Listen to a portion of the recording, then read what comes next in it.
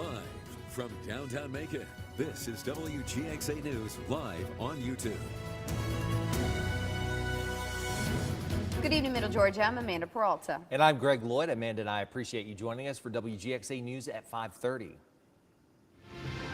To local crime, investigators detained 8 people for gang activity, including 5 juveniles and 3 adults. Detectives say they received multiple calls of multiple armed people at the North Napier Apartments on Wednesday afternoon. 5 of those people were underage and released to their parents as charges may be filed in the future. However, these 3 men face a number of charges, including street gang activity, gun possession, and contributing to the delinquency of minors. And a ShotSpotter alert leads to an arrest. Bibb County deputies say they were told about a woman checking into the hospital for a gunshot wound on Thursday and learned of a ShotSpotter alert on Mason Street at the same time.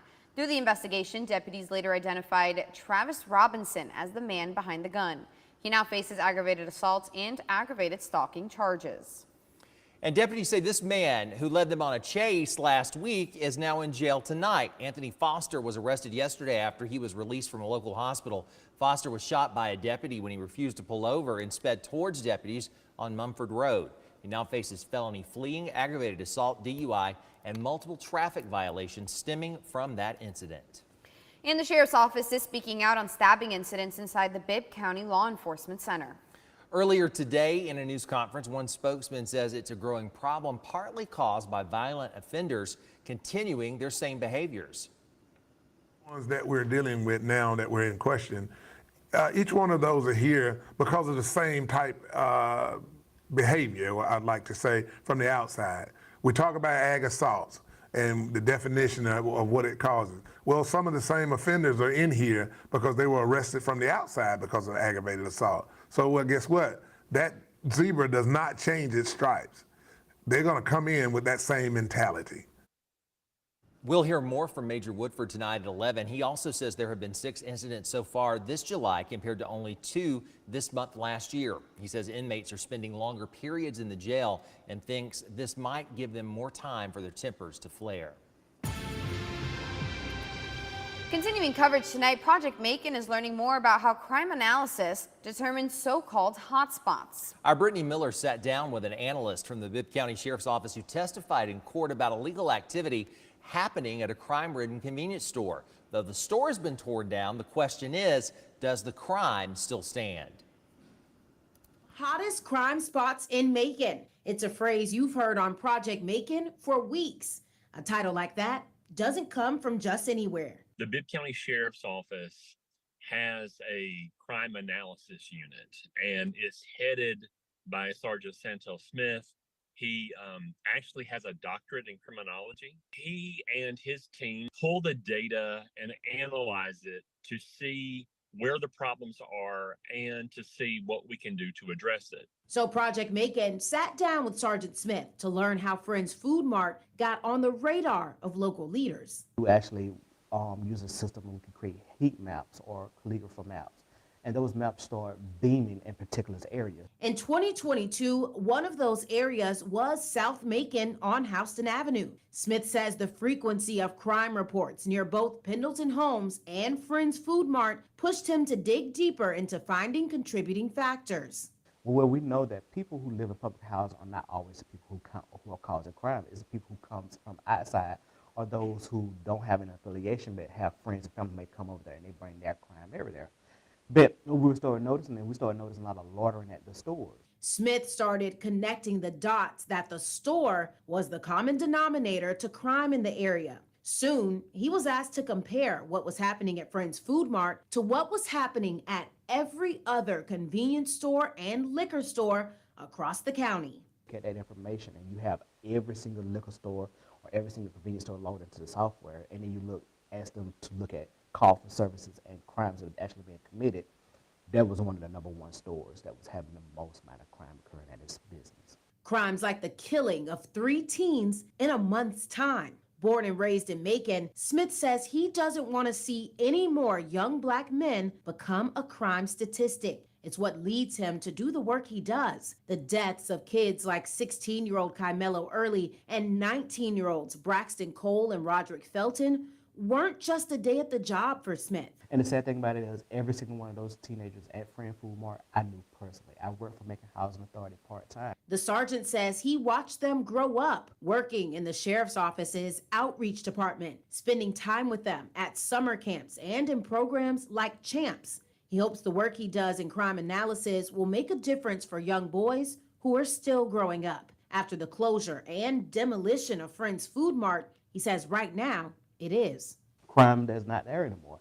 We don't see people loitering in public housing areas no more. We don't see people loitering in the streets. Crime has not moved to a different area. For some living on Houston Avenue, that's what their concern is. Crime moving to one of the other 13 convenience stores that Sergeant Smith says is on Houston Avenue. We pulled the 911 calls made to the store just 1 block away from Friends Food Mart. From June 2017 to May 2022, while Friends was still open, 292 emergency calls were made to Shiv's Food Mart. In that same time period, 206 calls were made to Friends itself, and 216 emergency calls were put in to C Mini Mart just next door. But since Friends closed down in June of last year, only 47 911 calls have been made to Shiv's Food Mart down the street.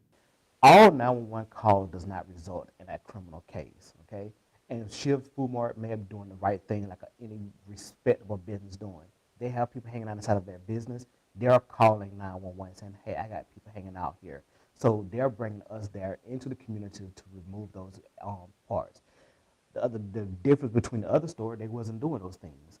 Smith says for now, there's one more Bibb County convenience store he and his analysts are watching that hasn't yet been sued by the county. It's had multiple murders and often spikes in crime. Project Macon is watching too. Reporting for Project Macon, Brittany Miller, WGXA News. Well, a multi-city Stop the Violence parade will be taking place tomorrow in Macon. Our Brianna Cook has more details about the cause and joins us live now in studio. Brianna? Teaming up with multiple city departments for the parade to spread their message. If we would stand together for one great cause, and that is stop the violence. Leaders at Covenant Life Cathedral have organized a parade to spread the word on ending violence in Middle Georgia. Queen Hayes, a prophetess, says the goal is to bring different communities together to let the youth know violence is never the answer. It's for all cities to come together for one occasion, for one grand cause. And the cause is that I want America to know we cannot allow and let down our children. The parade will feature Macon officials like Sheriff David Davis and District Attorney Anita Howard, as well as other cities, mayors, police departments, and school systems. Robert Honeycutt is the pastor of the church, and he says their goal is to use unity to overcome violence. We have been taught enough how to separate. There's been enough teaching about how not to get along. So what we're trying to do is say, let's shelve those two, and let's look at working together and accomplishing 3 times as much and learning each other, learning how we can help, and not being silent when it happens. Hayes says she wants to uplift the youth and let them know they are never alone. Share what's going on in your heart. You don't have to stand alone. You don't have to fight this by yourself. You do not have to think you're in this world and nobody won't listen. Somebody will listen, and trust your gut, trust your heart. If it don't feel right, don't get involved. The parade will start tomorrow at the Macon Mall, and you can find out more details on our website at WGXA.tv. Reporting live in studio, Brianna Cook, WGXA News. In Dodge County, deputies and GBI investigators are looking into the death of a jail inmate. They say 21-year-old Alvaro Gomez was found dead in his cell yesterday by jail staff. So far, officials say there's no indication of foul play, but standard protocol for in-custody deaths require an investigation. And a fatal wreck in Houston County brought traffic to a standstill on Highway 96 today. Houston County deputies say 38-year-old Brian Baldwin was pronounced dead on the scene after colliding with a semi at the Old Hawkinsville Road intersection just before 8:30 this morning. The Houston County Sheriff's Office is investigating the crash. If you have any information, please give them a call. In local government, more controversy for city leaders in Gordon. The police chief and assistant police chief still have their jobs, at least for now. The pair are part of a GBI investigation after a local pastor named them in a lawsuit. People packed into last night's city council meeting to see if Chief Mike Hall and Assistant Chief Andy Hester would be suspended or terminated. The council made no decision. This all started when members of the New Corinth Green Grove Baptist Church called on the chiefs to keep the peace during a church vote to remove Pastor Larry Thomas. Thomas challenged his removal, and he was backed up by a judge who said he was wrongfully removed. Now he's suing and named the police chiefs as a part of that suit. Now time for a check on the Skywatch weather forecast as showers and storms have been rolling through the mid-state. They have, and meteorologist Ryan Miranda is in the Weather Center where the storms are headed. They're headed to the Weather Center, are they, Ryan? I read that wrong, maybe. They're headed right to the Weather Center, Greg and Amanda. The main low that I'm tracking right now is almost like a pseudo-hurricane that's coming off the southeastern coast and throwing bands of showers and storms our way today and tomorrow. So a live look out over Mercer University with our Wilson Bryant Heating and Air Skycast Network. We have a lot of clouds out there, but this is really knocking down our temperatures. Currently only 84 degrees. We're not dealing with that triple-digit heat, but we are having to deal with some of this unsettled weather that'll be sticking around really for the rest of this Friday night. Not everyone is seeing the rain, but some showers still lingering around in portions of Macon and Taylor County, near Butler and over towards Montezuma as well. But we have a heavier downpour that's south and east in portions of Wheeler and moving into Telfair counties over Lumber City near Jacksonville and McRae. About to get some more heavy downpours moving over you, and this kind of unsettled pattern will be sticking around tonight and throughout the day tomorrow. We then have a cold front that'll be pushing through on Sunday night. What that means for some of the kiddos heading back to school next week on the Skywatch weather 10-day forecast. Greg. All right, Ryan, thank you. Now's a great time to download that WGXA weather app to keep track of those high temperatures. Just scan the QR code that you see right here, and it'll download to your smart device. Ryan is back shortly with your 10-day forecast. Well, it's Game Changer Friday, and today Carlos Stevens is highlighting a young man from Howard High School. Yeah, today Carlos introduces us to a multi-sport athlete whose impact is inspired by his parents. Carlos is joining us live now to tell us about David Garnett's impact. Well, guys, oftentimes when we're all sick, we can use a helping hand. And well, David Garnett, he was that helping hand for one local individual. Guy that leads by example. That's Howard's high school head football coach Paul Carroll talking about rising junior and multi-sport athlete David Garnett. Recently, Garnett spent a weekend volunteering with River of Life, a service mission project through Forest Hills Church. He helped his crew members build a wheelchair ramp for a man with stage 4 cancer, according to Garnett.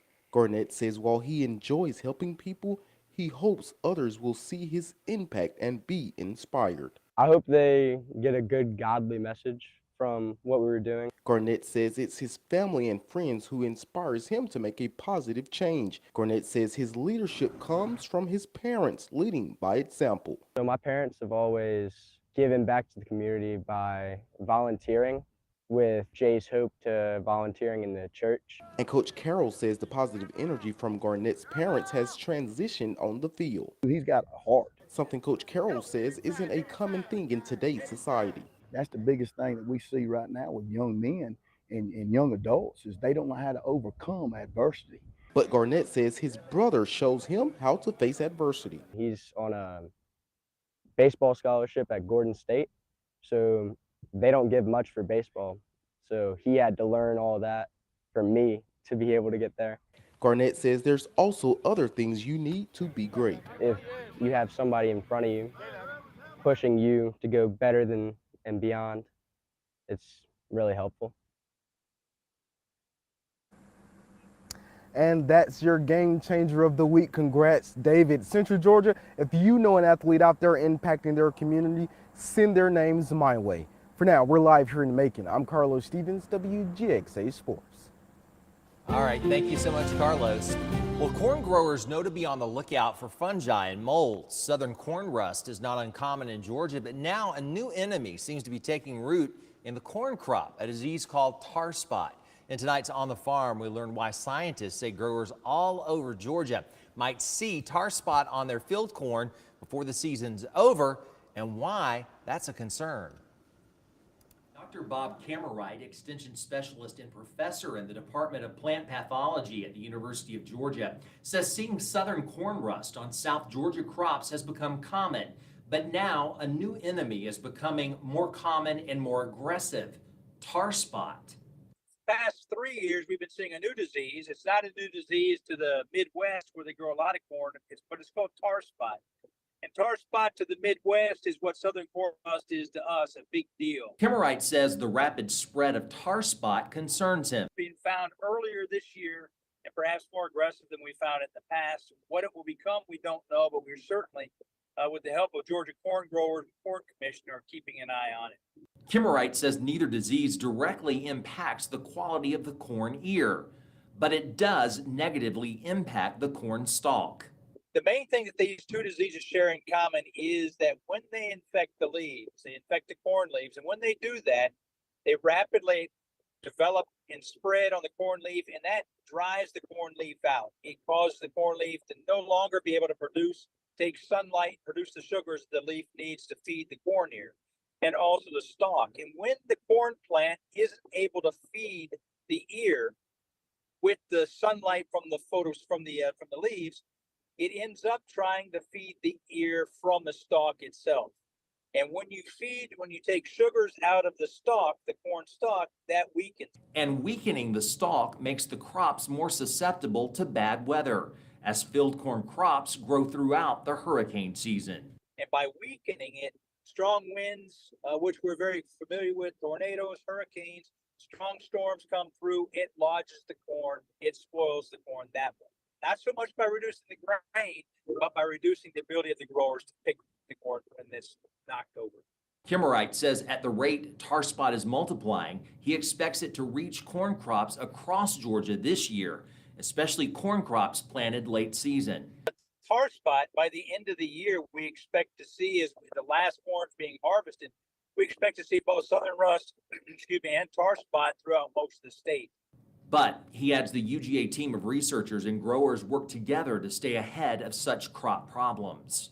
These funds from the Georgia Commission, from the corn growers in the state, are invested to make sure that these diseases do not sneak up on the growers. They know exactly where they are, they know exactly what recommendations to follow, and they know how to use whatever tools at their disposal to use them effectively. Well, it has been unsettled at times today, and we will continue that trend through the first half of the weekend. On Saturday, we still have that low pressure that'll be nearby to us, so we'll get some scattered thunderstorms throughout the day, up to 96 degrees. On Sunday, it's looking better. It will be breezy. The morning and the early afternoon is dry as a cold front will be pushing through, and that'll bring us a second round of some thunderstorms, a line mostly into the evening hours, say around 6 or 7 o'clock on Sunday. Today, though, we are still having to deal with some showers out there right now, some bands of some storms. Most areas are dry, just a lot of clouds overhead. We still have some lingering showers that are pushing through areas in Taylor County and southern Macon County towards Butler and Ideal, getting some more light showers out there. But we do have a heavier downpour still. That did have a rumble of thunder that's been moving through portions of Montgomery, Wheeler, and Telfair counties over McRae towards Jacksonville, Alamo, and towards McRae. Might be seeing some rain over the next half hour or so, but a wider view on satellite and radar showing this is the spin that's pushing through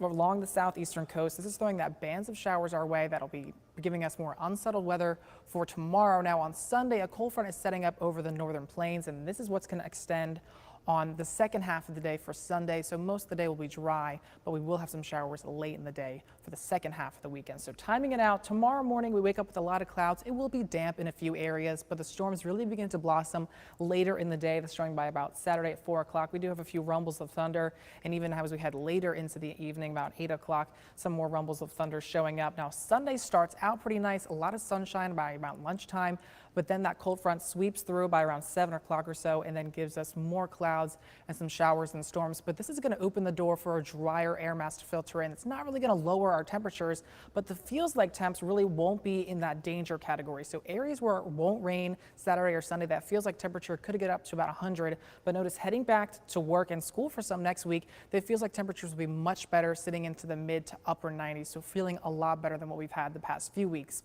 So for the rest of your Friday night, it will be unsettled at times with a few showers and storms around, not a washout, down to a low of 7. 75 degrees. And your 10-day forecast, scattered thunderstorms for the day tomorrow. Not still going to be a washout, up to 96 on Sunday. It will be breezy, winds gusting up to about 15 miles per hour. We start dry, but that cold front sweeps through late in the day. That gives us that rain up to 98 degrees before that. So Monday heading back to school for some and work. It's looking pretty nice, mostly sunny and hot with a high of 96. Tuesday, it's mostly dry, 95 degrees. We really still are in the peak heating of summer. So even though not showing any rain here on the 10-day for next week, we still do have an isolated shower as possible. Wednesday, though, is looking like the nicest day of the week. A lot of sunshine, up to about 95 degrees. The humidity still staying in check. Thursday, a mixture of sun and clouds, up to 94.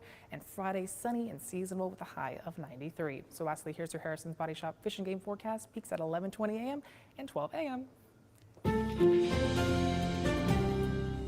Well, the school bells are ringing and back to school season is upon us. It certainly is, Amanda. Before we knew it, the Bibb County School District's Positive Behavioral Intervention and Supports Department prepped our students with some fresh school supplies. The Back to School Bash drive-through event aims to reduce the number of student absences during the first days of school. They offered school supplies, uniform shirts, backpacks, and medical screenings to take down some of the biggest barriers for our students.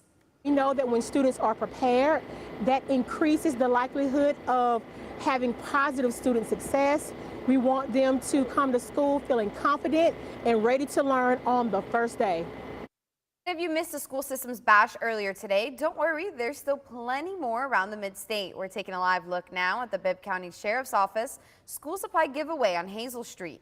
That started at 5 and will end at 7:30 tonight. Students should bring their parent or guardian to come on down and pick up some supplies for the start of classes. And in a little over an hour in Houston County, Perry St. James CME Church is hosting its own back-to-school bash. Starting at 6:30 this evening, the church will be giving away laptop backpacks and all the school supplies the kids will need. The school districts are not the only ones getting families ready for the new school year in Macon. Tomorrow, the law firm Forrest B. Johnson and Associates is getting into the community and giving away free backpacks at a back-to-school bash at the Buck Melton Center. The event will have more than just school supplies. It is a bash after all. There will be plenty of fun with games and bounce houses, plus some good food for lunch. That event starts and goes until 3 in the afternoon. And while we're talking about getting ready for back to school, this morning was the first day back for some in the mid-state. It snuck up quickly this year, but Crisp and Lamar County students and teachers were back in the classroom this morning. Butts and Hancock are the next to go back on Monday, but the majority of the districts like Bibb, Houston, and Baldwin will begin the new school year on Tuesday and Wednesday. Kids in Jasper County, we're jealous of you because you have 2 more weeks of summer vacation left. Well, there's another shot to win the large jackpot for the Mega Millions tonight. The top price now sits at an estimated $910 million. That's the 8th largest prize ever in the U.S., and it has been building since the last time someone won the jackpot in April. There have been 28 straight drawings without a winner, and tonight's drawing is at 11 p.m.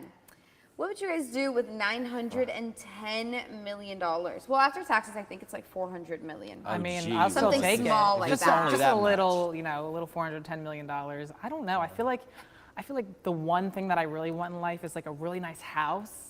So maybe I would invest in a really nice house. That would get you a really nice house. Yeah, I know, right? A Depending on your $400 definition. million house. Maybe not that much, but like, you know, a nice house. Just tell 'em what Everyone's you would have invited. in it. We're gonna Everyone's have- invited. What if I have like a big Barbie house? Yes, Like in the you would be the movies. brunette Ken.